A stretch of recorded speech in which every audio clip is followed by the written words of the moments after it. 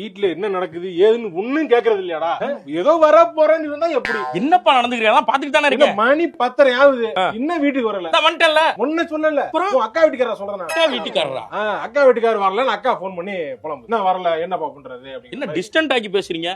உங்க தங்கச்சி பையன் சொல்லுங்க. தங்கச்சி பையனா அதனடா பண்றது? அப்ப தங்கச்சி தான் பையன் தான். பா கல்யாணத்துக்கு முன்னாடி கேட்டனா இல்லையா? பா ஓகேவா பையன் ஓகேவான்னு கேட்டதுக்கு ஏ தங்கச்சிடா, ஒரே தங்கச்சிடா, அவளுக்கு ஒரு பையன் இருக்கு, அவனை விட்டுட்டு நான் வேற யாருக்காச்சும் எப்படிடா கொடுக்க முடியும் கேட்டியா இல்லையா?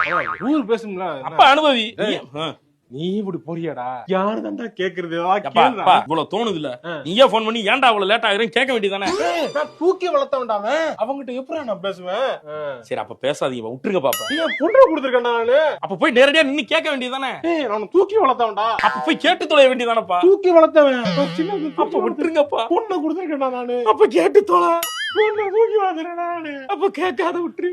பொண்ணு கொடுத்துருக்கேன்டா. கேட்டு தொலையா. தூக்கி வளர்த்தவன்டா நானு. கேட்டு தொலையா.